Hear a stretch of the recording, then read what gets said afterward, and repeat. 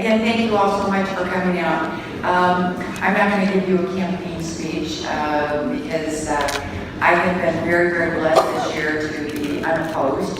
So as we went through the primary and then as we go on through the general, I hope that the reason that I was unopposed is because you all have thought that I've done a good job in the last 6 years supporting business, supporting our education, supporting just making Arizona a much better place. So for that, I'm very grateful. I'm going to use my couple of minutes here to say number one foremost, and I think I'm speaking to the choir because you wouldn't be here if you didn't care, but one of the most important things that we can do is to get out and vote. Doesn't matter who your candidate is, what your preference is, whether you're right, left, in the middle. If we exercise our freedoms to vote, if we exercise our right to vote, that's the best thing that we can do as an American. So I encourage everybody not only to do that, but to make sure that you help get your neighbors out. If you've got some people next door to you that can't get out, maybe you can give them a drive to the polls or help them with their ballots, because that is all really, really important. You are also going to hear a little later about the two propositions that are on the ballot. One in particular is and I'm going to add my 2 cents worth on this, the recreational marijuana bill. I can tell you it is a very, very bad bill, and I will tell you that even if you support recreational marijuana, sorry I missed you. This bill in particular is a very poorly written bill. It's worse than Colorado's. And as I said, you're going to get a lot more information, but I'm going to tell you this bill was badly written, poorly written, and I hope that you will reject it for that one reason alone. If we're even going to go down that path at some point, we better have some kind of laws that's going to require some sort of regulation, some sort of oversight, particularly when it comes to our kids. And one of the most important things I can tell you about this, since we are in a room of education, and I support education dearly, is this bill will allow them to sell marijuana next to preschools, high schools, drug rehab places, because there is no regulation like in alcohol. And with alcohol, there are rules, 300 feet. You cannot sell alcohol within 300 feet of schools or churches or anything like that. This bill does not prohibit that. And I just think that is a really, really bad message. There's a whole number of other things, and I said I don't want to take the thunder away from them, but I hope you will seriously look and read that bill because it's a bad one. So with that, I will say thank you again all for coming out. Thank you for everybody that voted for me in August, and I hope you will do the same. Oh, one more thing. I am so proud of Yavapai County in Legislative District 1. Now, I don't want to take credit for this in the sense that I was unelected, so of course I got all the votes of people that voted. But the nice thing is that I got the most votes in the entire state of every Senate and legislative race. And there are other it's to your credit. The reason why I bring it up is because Legislative District 1 in Yavapai County, we do vote. We care about our state, we care about our country, and it's to your credit that happened because it shows everybody else in the state that we care up here. So anyway, thank you guys very much.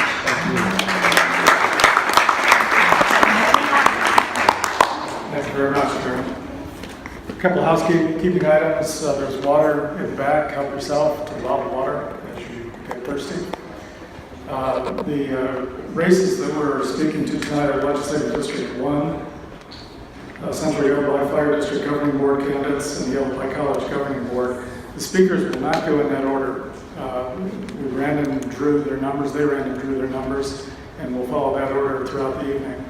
So you may not hear all 4 candidates at the same time for Legislative District number 1, as an example. Take notes. Neil is up here, he's keeping time. Candidates will be given a 1-minute warning, 5 minutes maximum, and it goes pretty quick, although you can pack a lot in 5 minutes. So to introduce our first speaker, here's Marnell. Good evening, everyone. Thank you for joining us this evening. It's my pleasure to work alongside Dave Maurer for our business community and be able to present our candidates to you tonight. So we will just get started. I do ask that with respect to the candidate or the person speaking in the cases of the propositions, if you please remain seated or kind of hold the conversation down so that those of us can hear what they have to say. So thank you. First, from the Central Yavapai Fire District Governing Board, Jeff Wasowicz was unable to attend with us today. He is teaching a class at Northern Arizona University over in Prescott Valley. So to speak is Debbie Williams for him. Good evening. Thank you very much for coming out. This is really important to all of us. My name is Debbie Williams. I'm here representing Jeff Wasowicz, who is running for CYFD. I don't want you to forget, a lot of candidates here, but this is CYFD, Central Yavapai Fire District Fire Board. I'm speaking on behalf of him, and these are his words. In addition to Jeff's duties at Fame's Signature Group, Jeff is also a part-time professor for NAU on Prescott Valley campus. Tonight is his first teaching class. He's teaching an entrepreneurial team building class, which is why he cannot be here. Jeff is running for a seat on Central Yavapai Fire District, or CYFD, Board of Directors. CYFD is an important part of our community, and Jeff is willing to serve in order to help maintain the excellent reputation that CYFD currently holds. Jeff has experience in budgeting, project management, and community planning. He is heavily involved in this community and is currently a member of the Yavapai College Foundation Board and is the president of the YEI Board of Directors. Jeff looks forward to being present in person at the next event, and he can be contacted at the same signature group, which is in Prescott Valley. And if you have any questions, I'll be over at the back table here. Thanks again. Thank you. Thank you, Debbie. Lynn just shared with me that today is National Voter Registration Day. I mentioned you're all voters already, so registered, yes, so you're here, but just nice to know they have a day designated to make sure people get registered so that they can vote. Okay, second up, I'd like to introduce candidate for Legislative District 1, incumbent Noel Campbell.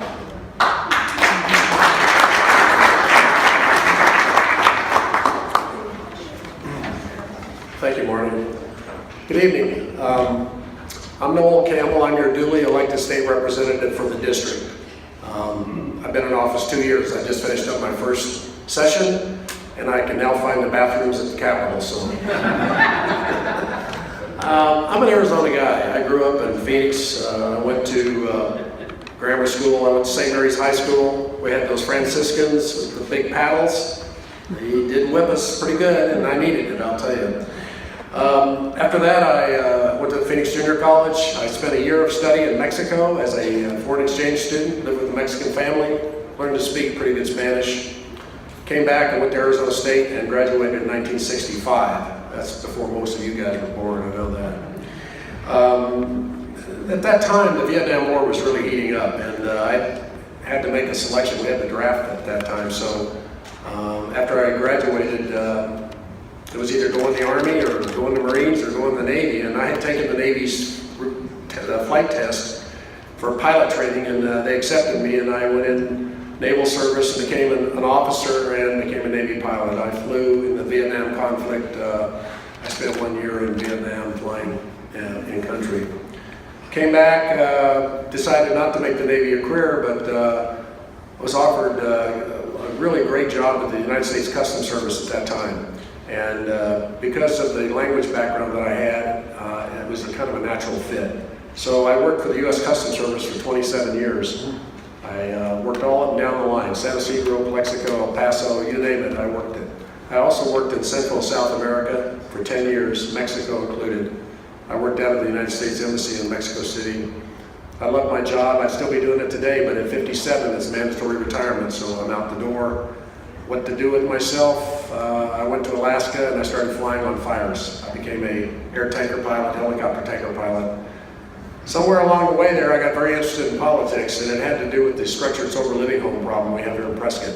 I had 2 of these drug rehab houses right behind me, and they were not good neighbors, and I was very upset, and I went down to the city to complain, and nothing happened, and I kept complaining, and nothing was happening, and so finally I ran for office, but I ran into these buzzsaw great politicians. I ran against Andy Tobin, who became Speaker of the House. I ran against Karen, she cleaned my clock, and I lost the first 2 times I ran, but the third time, the voters felt sorry for me. They really did. So, anyway, I've been to my 4th election cycle, and I've been proud to run clean elections. You know, I choose to do that. I don't have to do it, but I have done that, and hope to continue to do it if I decide to continue on. But if I do get elected, I'll be going down to the House, and I have some key issues I want to work on. It looks like I'm going to be the transportation chairman, and I really relish this job because transportation is not rocket science. It's easy to understand. You need a road, a bridge, you know, you need highways. It's a matter of where do we get the revenue to do this. And we really need to look at the revenue sources because we have some real transportation problems all over the state. As you know, Highway 69 bottlenecks. Wouldn't it be great if it was a 3-lane all the way down from Prescott to the I-17? We have 24 stoplights I have to go through to go from Portis Junction to where I live in Prescott. Nerve-wracking. So I hope to be able to do something in the transportation area. Also the I-17, very dangerous, backlogs, one accident shuts it down for hours. So transportation, I'm looking forward to working with that. The second issue, I'll continue to work on the structured sober living problem that we have here in Prescott. The city has now got ordinances. I think most of you know, I was able to pass a bill 2107 that the governor signed that gives the counties and cities permissive authority to deal with these structured sober living homes. And the county and city of Prescott is definitely doing that right now. And the third thing I'm always concerned about are water issues. You know, I attend CWAG, I listen, I try to learn as much as I can about the water issues. We have some time with the water problems or issues that are coming up. We probably have 5 to 8 years, 10 years maybe, before we really have to get serious about what we're going to do about importing water into the Prescott Valley area. But that's an important issue and I want to work on it. And lastly, education. I'm not an education expert, I'm not a teacher, but I got very interested in the issues with Prop 123. I supported Prop 123. I think it was the best we could do. It really is a good deal. We get $10 billion into the public school system over a 10-year period. So we were able to get more money back in. So I'll say that's it for me right now, and I'll be glad to talk to any of you about any of this over at the table. Thank you.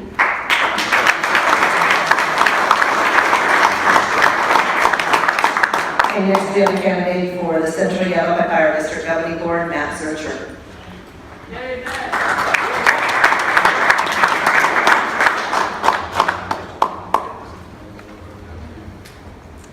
Thank you, Marty, and thank you for being here this evening. Marty forgot to mention, though, that I serve on the Board of Directors for the Prescott Valley Chamber of Commerce. I currently serve as the treasurer of the board for the chamber, and it is definitely an honor to be on. I'm actually already in my 6th year of serving on the Board of Directors for the Prescott Valley Chamber of Commerce, and it's been definitely an honor to do so. A little bit more about me. I have a mixed background. Both politics and government as well as business. I started my career working for members of Congress. I worked for 2 retired members of Congress, Buck McKeon in California and Rick Renzi here in Arizona. I worked for a Los Angeles County supervisor, and he's actually turned out this year after serving almost 36 years. That's Michael D'Antonovich, for those of you who might be from California. And you know, it's funny, you just go from, you know, one thing sometimes to another, and then I got into a business. And I've been in business with keeping a hand in kind of the political government arena for almost 10 years now. I currently serve on the Yavapai County Planning and Zoning Commission, and I serve as the secretary to the Yavapai County Planning and Zoning Commission. But hey, one Planning and Zoning Commission wasn't enough, so I decided to go out for the Town of Prescott Valley's Planning and Zoning Commission, and I am also now serving on that Planning and Zoning Commission as well. Aside from Planning and Zoning Commissions, I am the immediate past chairman of the Prescott Valley Police Foundation. I am a proud, well, I have to finally get my check in, but proud member of the Prescott Valley Early Bird Lions Club. Roar. And I've served as their treasurer and second vice chair. Let's see what else. I've served on the Yavapai County Workforce Investment Board. That was in the past. I served 2 years as chair. Let's see. I think I've covered all my boards and commissions. As you can see, I have a lot of community involvement and a lot of experience serving the community I live in. Proud resident of Prescott Valley. My wife and I have lived there for a little over 5 years. We've lived here in Arizona for 11 years. I've been coming here my entire life. I have seen this area grow. I can tell you stories of what it was like back in the day in Prescott Valley. It's amazing to be here to see what has occurred here in the last 30 years. I'm running for fire board because I went out for the appointment a couple of years ago, didn't get it, but I've been watching fire board activities for a couple of years and decided, you know what, there's a few open seats available, let me throw my hat in the ring and see what happens. And was encouraged to do so by my family and friends. And I look forward to answering questions. If you have any, please come by and see me at my table, and I'd be more than happy to answer this for you. Again, my name is Matt Zurcher, and I'm running for Central Yavapai Fire District Board of Directors. Thank you.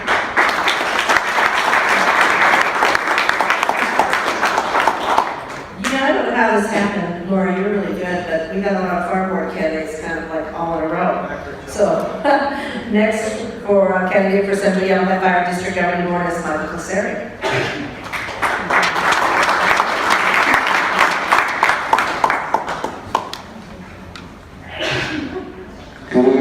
Whoa, guess I don't need to be that close, sorry about that.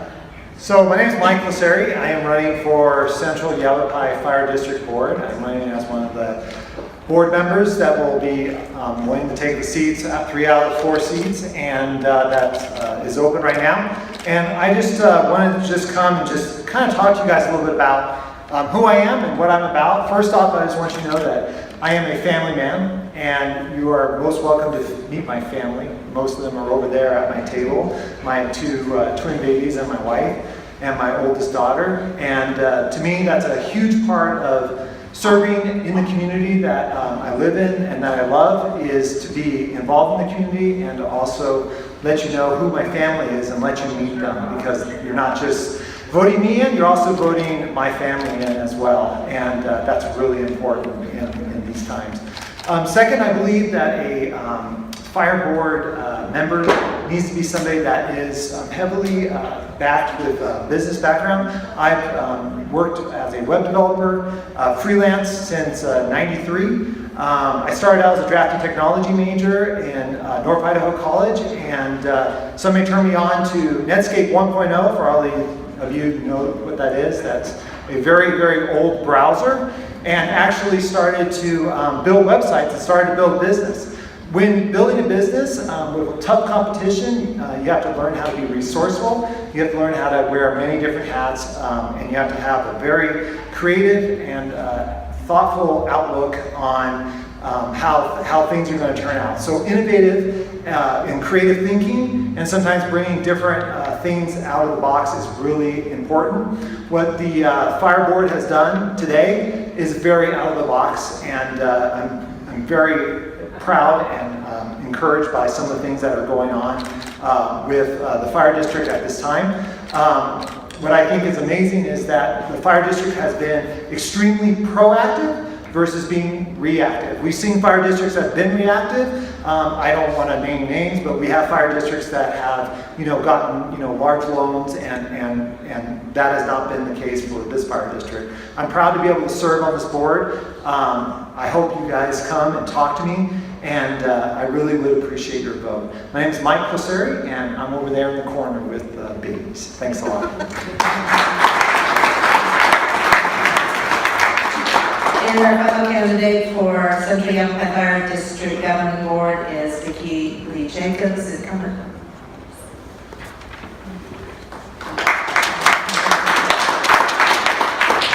Thank you.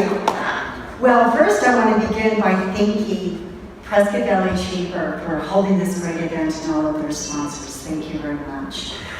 My name is Vicki Lee Jacobs, and I'm running to retain my seat on the Central Yavapai Fire Board. I'm a third-generation native. I am married for 19 years. Some of you know Larry. He's a retired law enforcement lieutenant from Phoenix Police Department, and also served and retired in the military as a master sergeant in the Air Force. I'm also blessed with a daughter and 2 grandsons, and unfortunately they live in Nashville, so I only get to see them a couple of times a year at the most.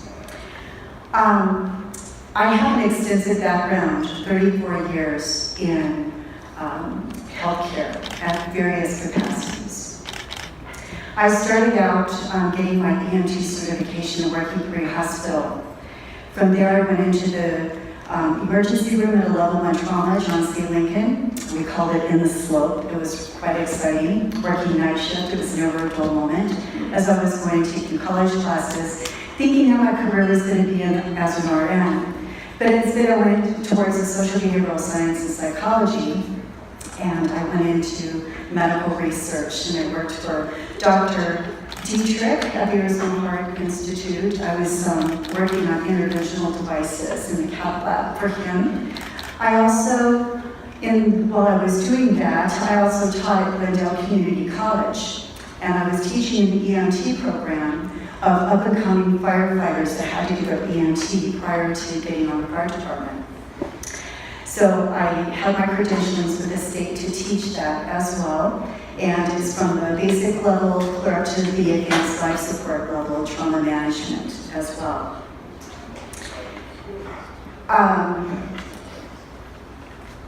During the course of, after I left Dr. Dietrich's with the interventional research, I went to work for one of the top 5 insurance companies here in the state, and I was a senior financial advisor in the workers' comp department for them.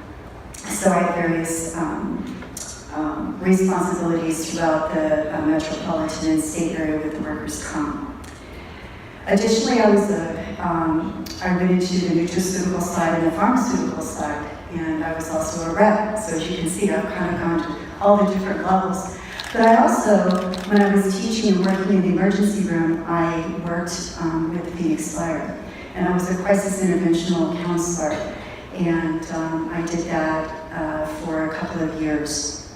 So from that point, then I went and worked as a pharmaceutical rep, and now I'm currently working, I'm kind of semi-retired, I only work 3 days a week now, I'm a practice manager for a family practice.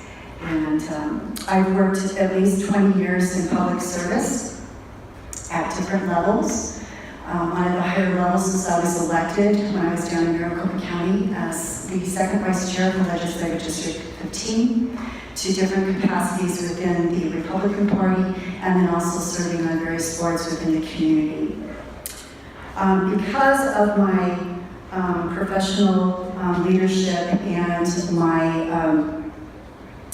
public service, I have proven to be an effective leader. Recently, I was chosen as a W. London recipient to represent the state of Arizona and the only one to represent in Yavapai County.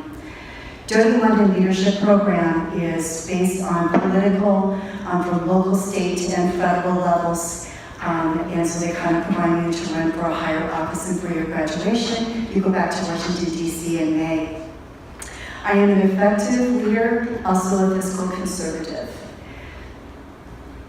I ask for your vote. Thank you. I'm asking for your vote, Vicki Lee Jacobs, for Central Yavapai Fire District, and I would be willing to visit with you over at the table. I do have palm cards and answer any questions that you may have. Thank you very much.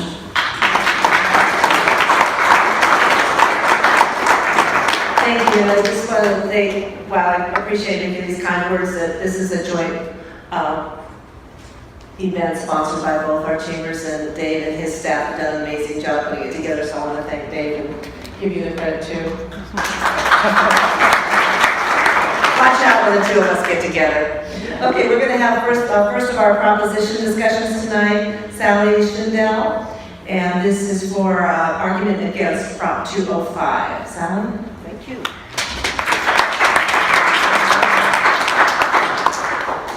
Thank you to both chambers for having me here tonight. Thank you, all of you, for being here. I represent No on Prop 205. I'm going to read so I can stick to my 5 minutes, because otherwise I can talk for half a day on this easily.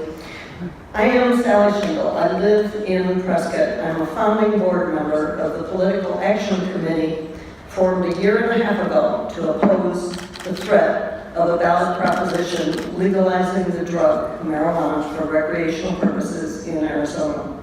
Our committee worked to prevent this from reaching our ballot because we care deeply about the safety of our kids and our community.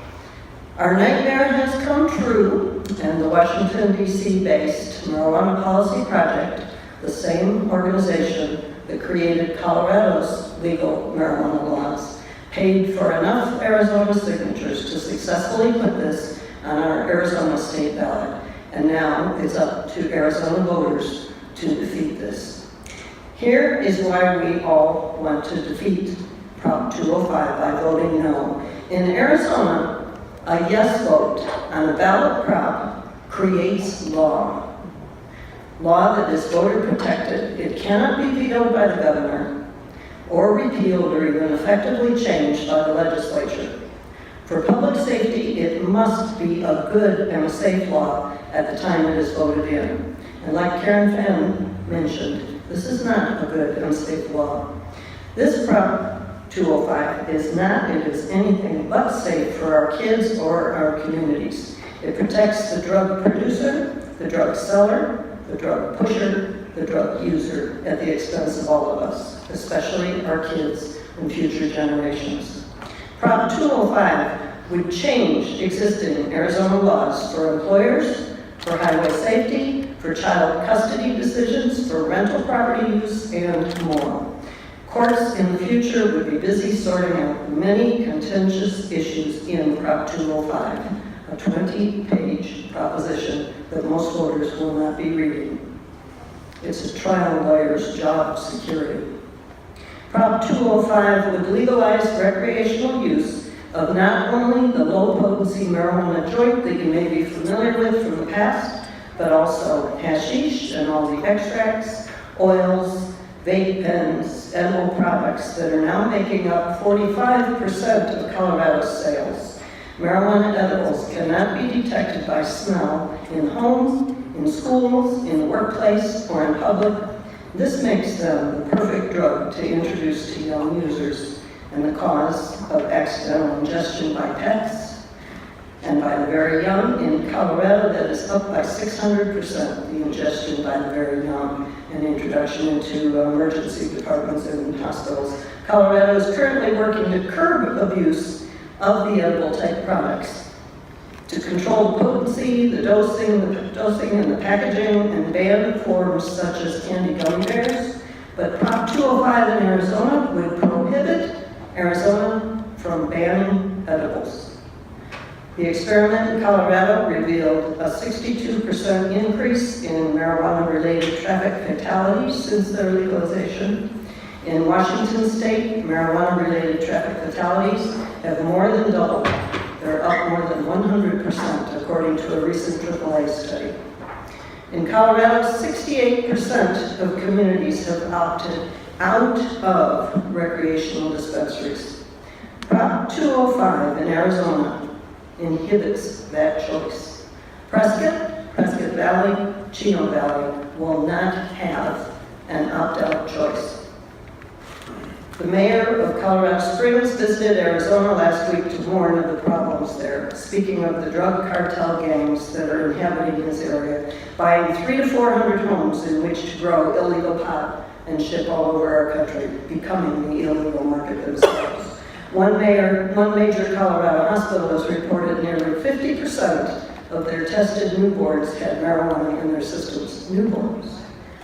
Colorado youth use rate is 74% higher than the national average.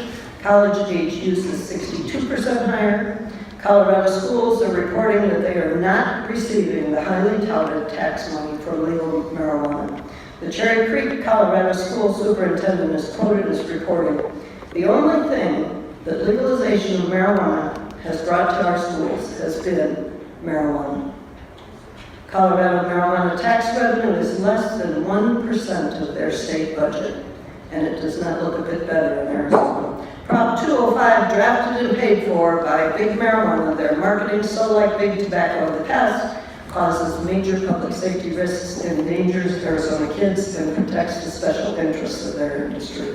We do not need this or want this in Arizona. Thank you.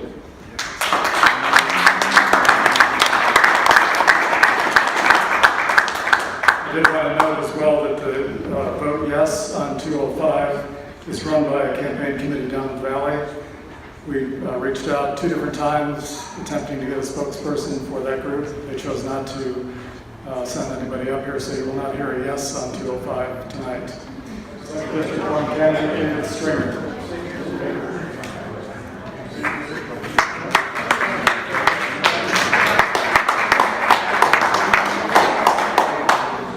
Thank you very much. Maybe I should wait a minute until people have a chance to finish their conversations and we can start the meeting again. I am David Stringer, and to borrow a line from Noel Campbell, I am your duly elected Republican candidate for the State House of Representatives. As I look around the room, I see an awful lot of familiar faces. So that tells me that you folks are involved. Most of you already know me and some of the things I've done, so I won't go into a lot of detail about my background. But I will say this, you may not know this. I've been a small business owner in Prescott since 2004, since I took on the Comfort Inn out on White Spot Road. And I've been coming to chamber events for a number of years, and that's why I recognize so many of you and you recognize me. But I don't just come to these events, you know, to network and for the free food. I come because I support the mission of the Chamber of Commerce. And the Chamber of Commerce does have a mission. They are the most important and the strongest organization in our country that supports small business. And as most of you know who are involved in small business, we are the economic backbone of our country. We are the job creators. We are the defenders of economic freedom in this country. So I support the mission of the Chamber of Commerce.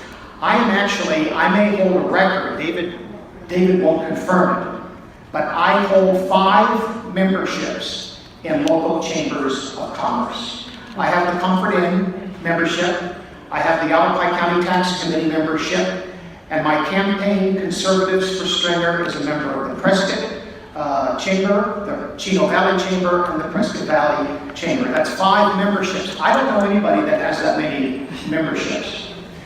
And so I'm very gratified to tell you that after the primary, I did get the endorsement from the Greater Phoenix Chamber of Commerce.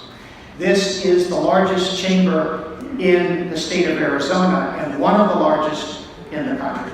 So I'm very proud to have that, particularly since I'm paying dues to 5 different chambers. I want to talk a little bit about why I'm doing this. Some of you may know I'm 69 years old. I've never held elective office before. I have been involved in local politics as a precinct, Republican precinct committeeman and state committeeman, and I've been involved in some of the tax initiatives for the last few years through the tax committees, Citizens Tax Committee and the Yavapai County Tax Committee. And some of those were supporting tax initiatives, and some of them were opposing tax initiatives. But I think just about every position we ever took, we were successful. So that was my introduction to politics in Prescott, and I'm now ready for the state legislature.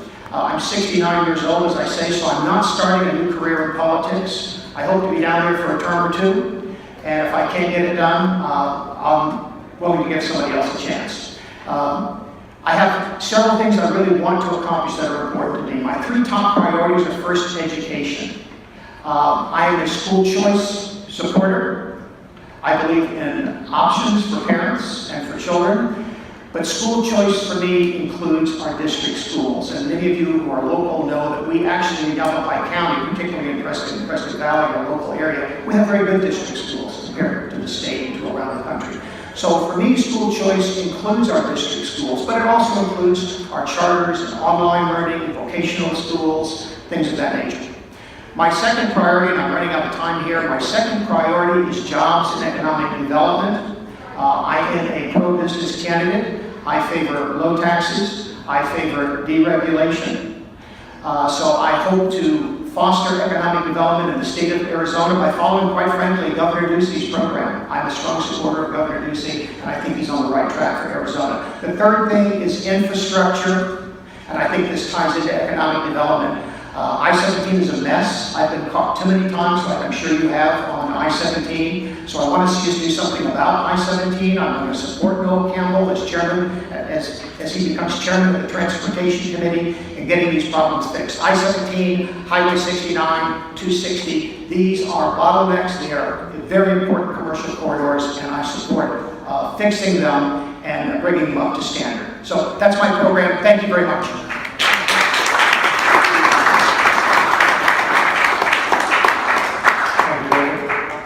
We're going to stay within the legislative district number 1 candidates. The Democratic candidate, Peter Pierson, is next.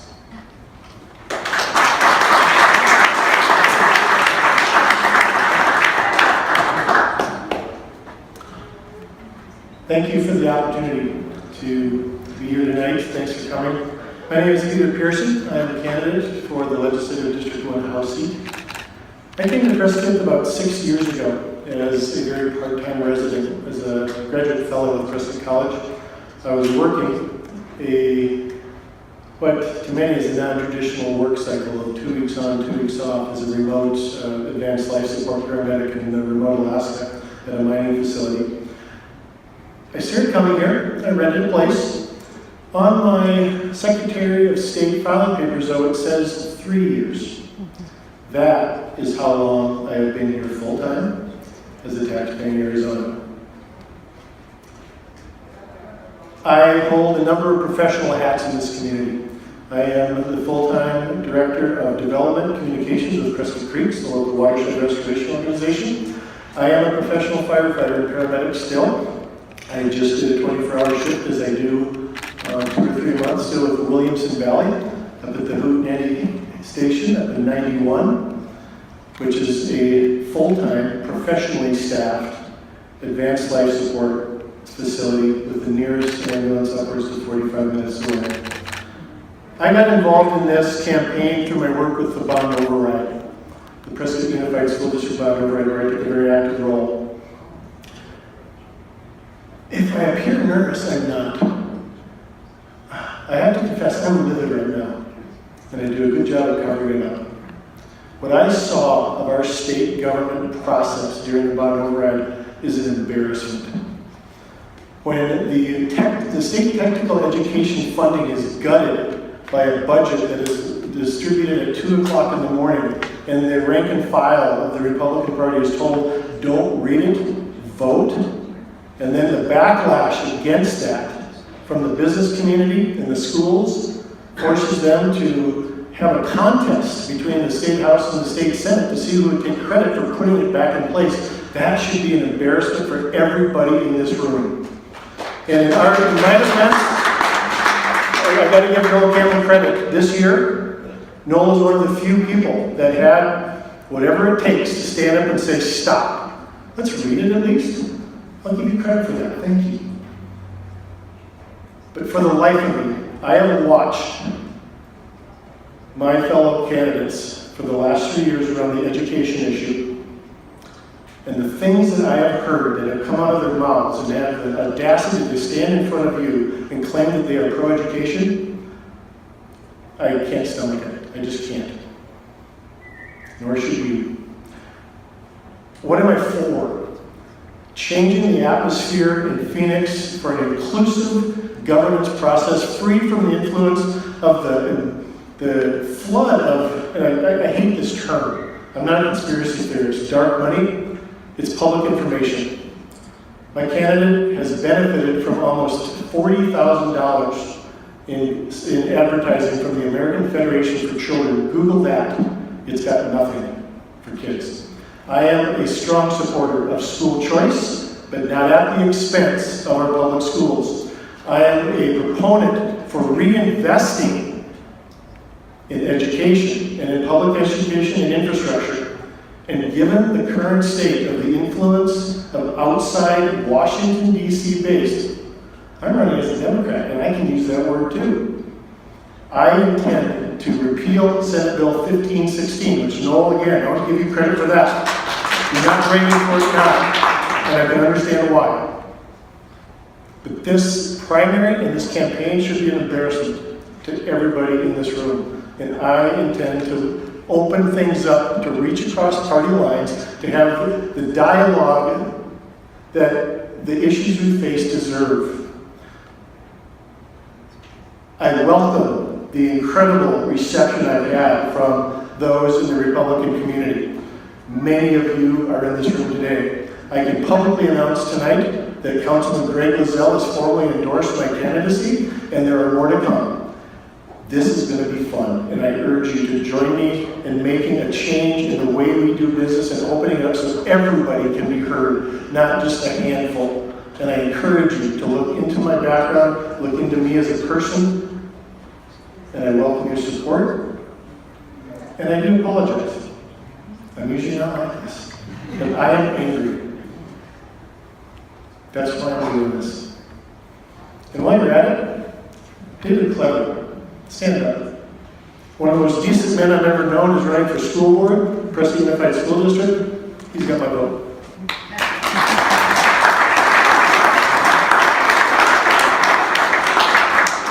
Thank you, Peter. We're going to switch gears and go to one of the ballot propositions. This is the vote yes on 206, Arizonans for Fair Wages. And I know they have a spokesperson here. I didn't write down the name of who was going to be. I'll let you introduce yourself.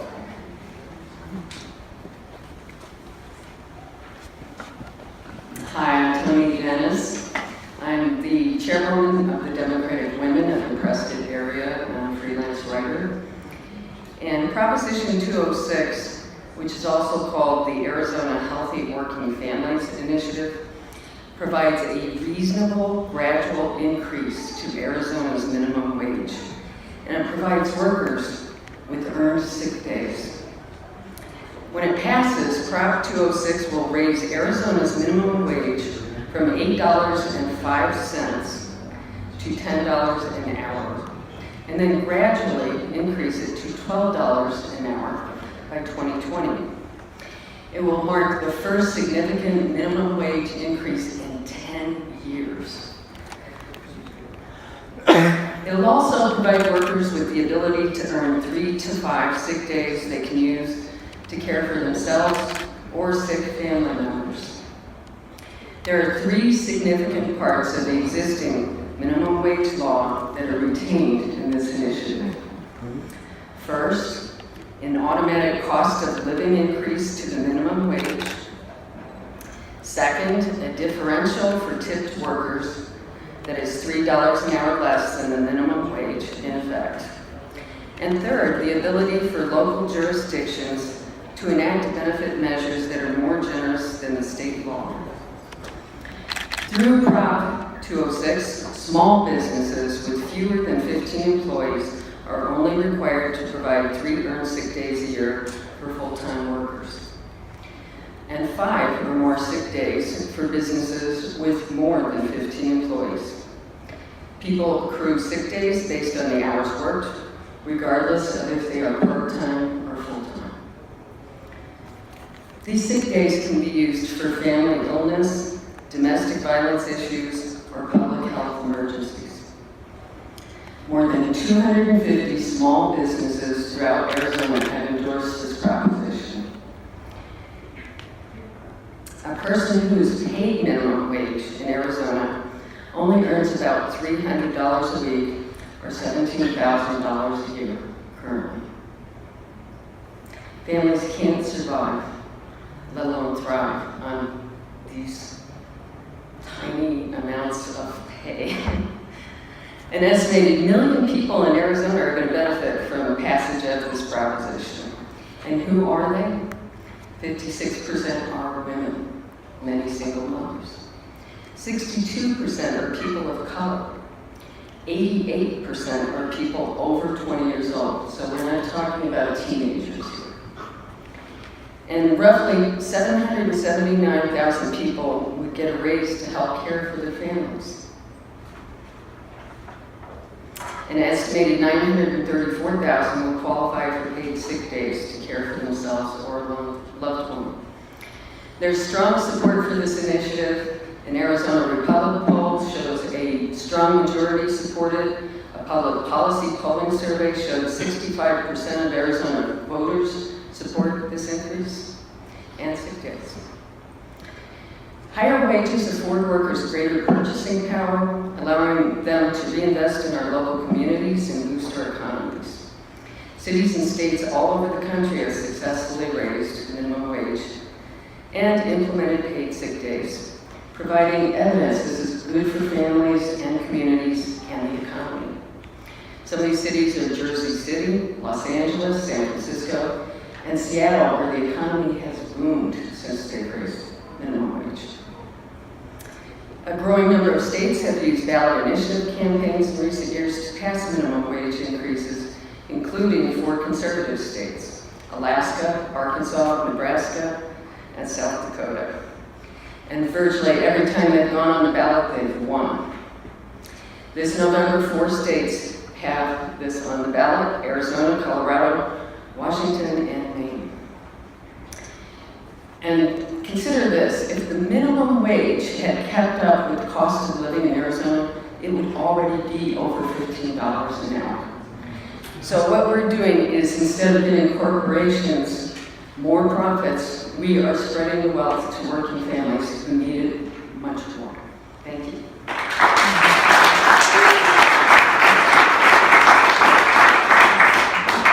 Thank you very much. We have one more candidate from Legislative District number 1. He is from representing the Green Party. I'm going to try and pronounce it. You told me how to do it, but I'll try and get it right. Hariaksha Nauer. Yes, Was that close? thank you.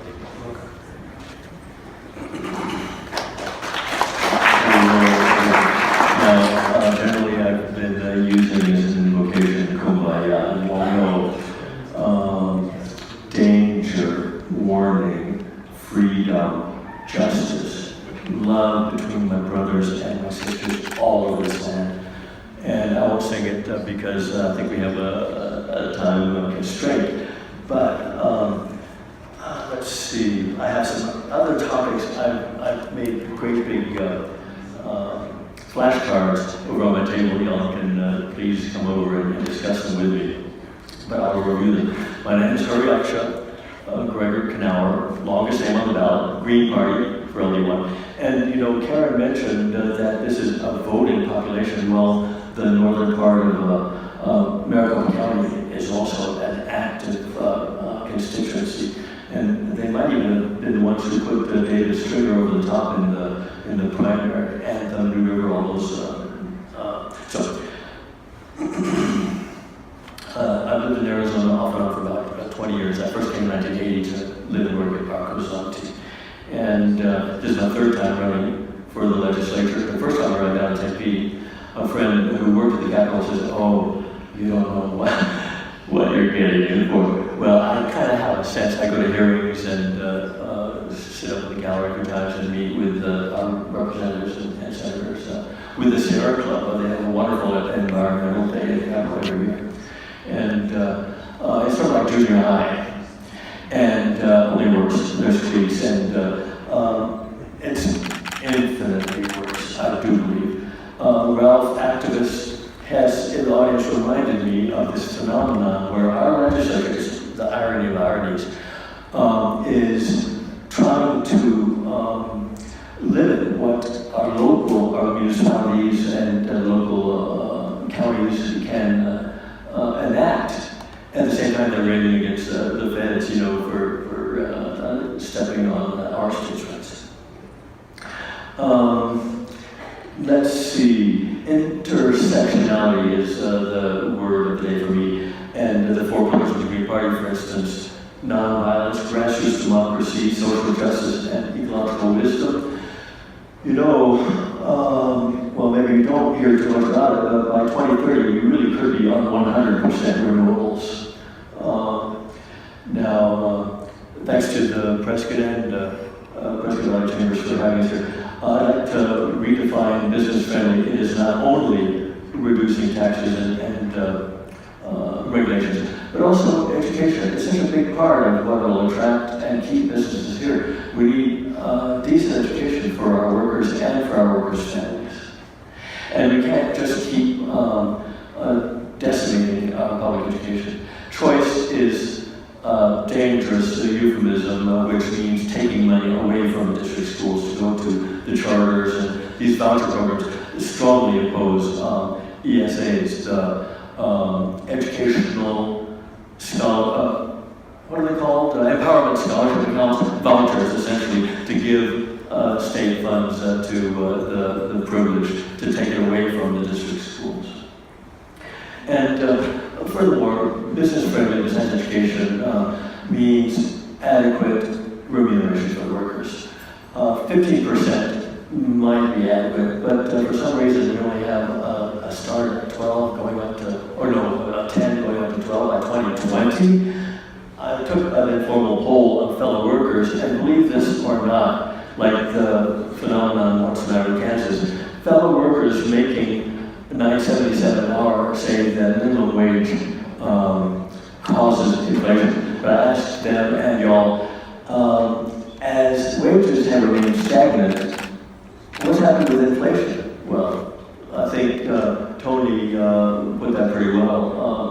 It's not a causal thing. We really need a livable wage. Please vote yes on about 206 and 205. I'm sorry we didn't have somebody to advocate for 205 to end this war on drugs.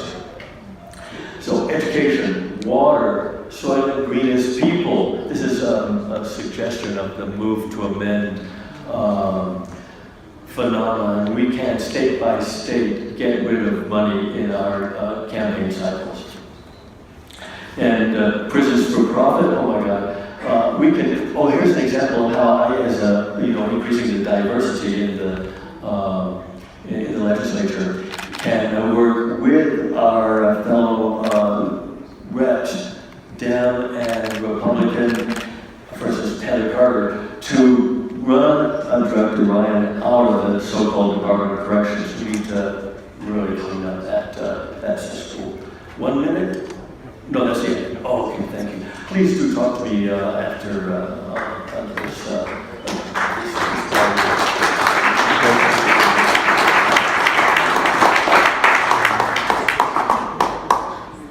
Thank you. We have 2 more, one candidate and 1 proposition to discuss. First, the Yellowknife College Governing Board. Incumbent Deb McCasland is going to come up and speak, and Deb Lawyer coming up, Walt Nagy, was scheduled to be here today. He had to cancel out mid-afternoon today because of the family matter. So you've got the floor, Deb.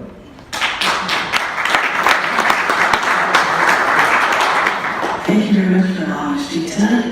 I am Deb McCasland. Many of you know me from my work at Yellowknife College or around the community. I'm involved in a lot of civic organizations and am currently serving on the board. This is reaching my second year of board membership, and I'm running for re-election for a 6-year term. I I first ran for the district board because I saw that the college was spending over $1 million on tennis courts. The college doesn't have a tennis team. We teach 2 classes in tennis, but the taxpayers pay almost 90% of that cost for the tennis courts. So I watched the budgets, I watched the dollars, and I asked a lot of questions.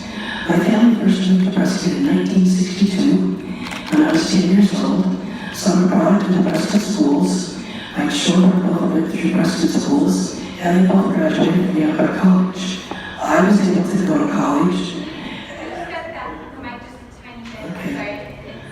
I was able to go to college because Yale College opened up in 1969.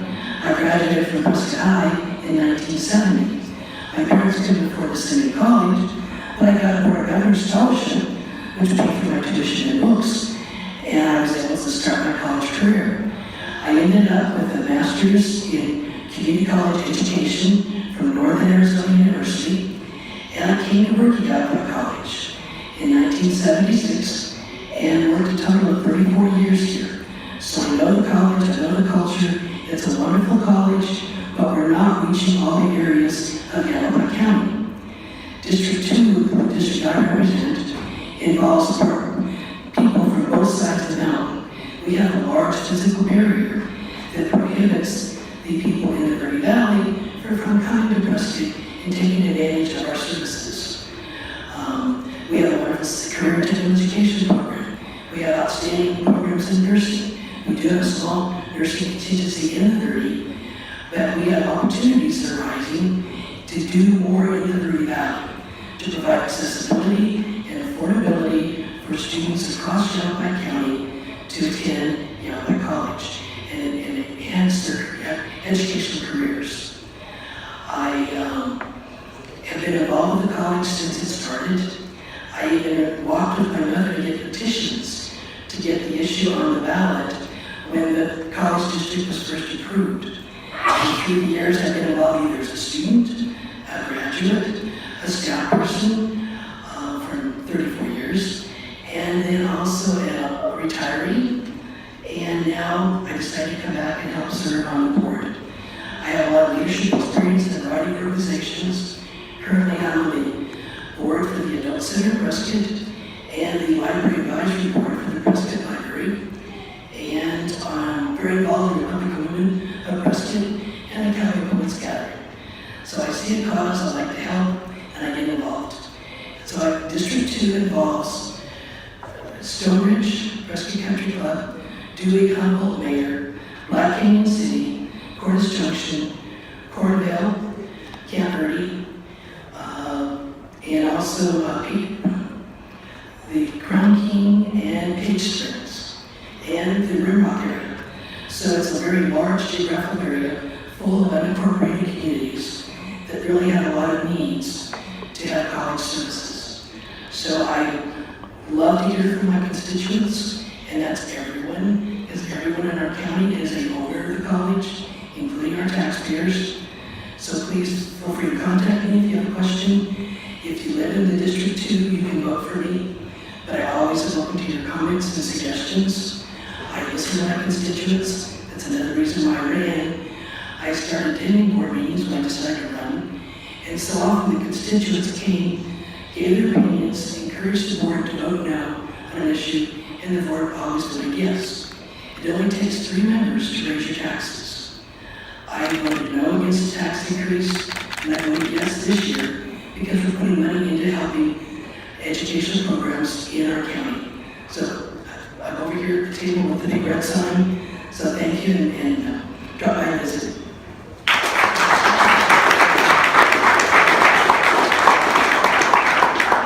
Thank you, Deb.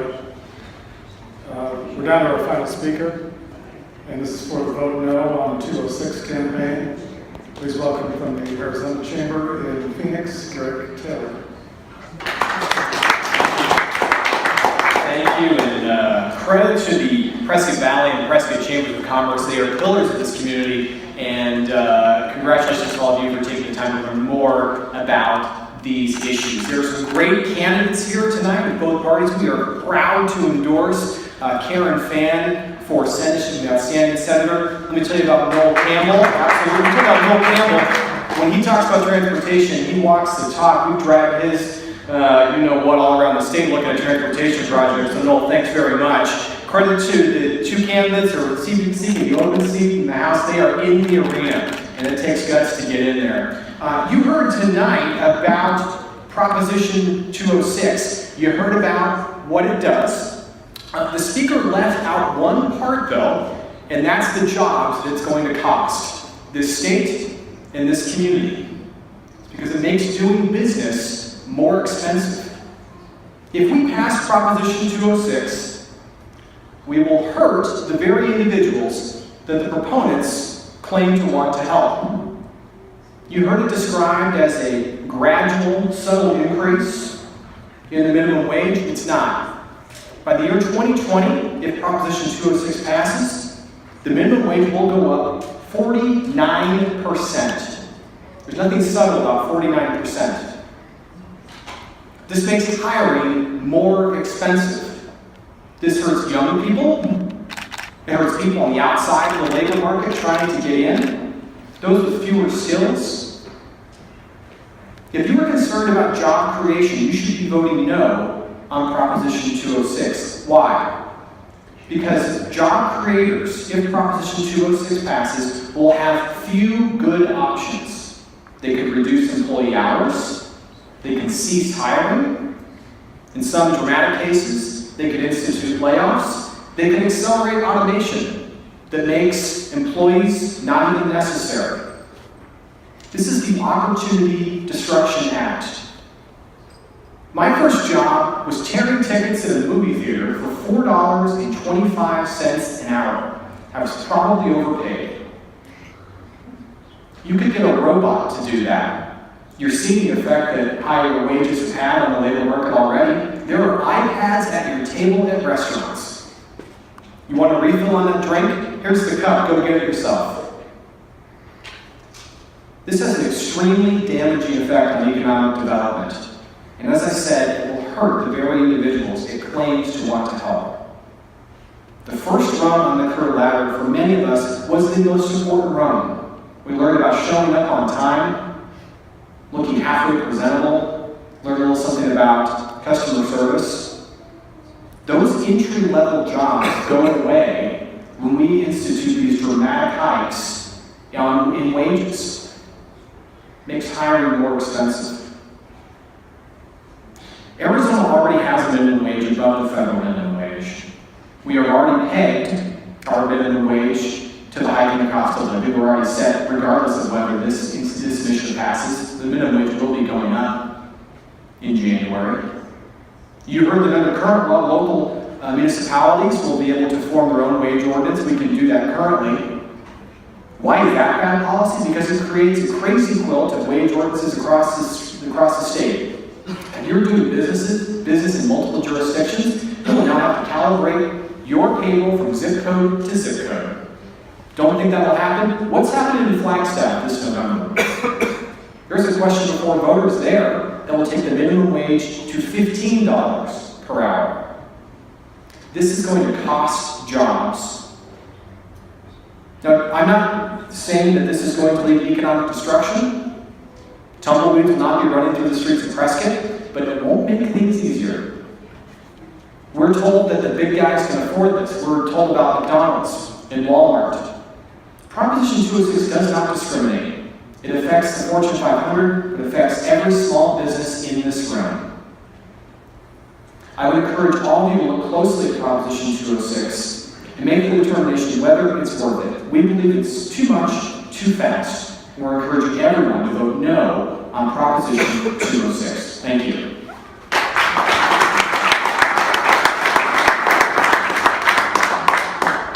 Thank you very much. That completes the presentations here. The candidates hopefully will stay around for quite some time. Feel free to talk.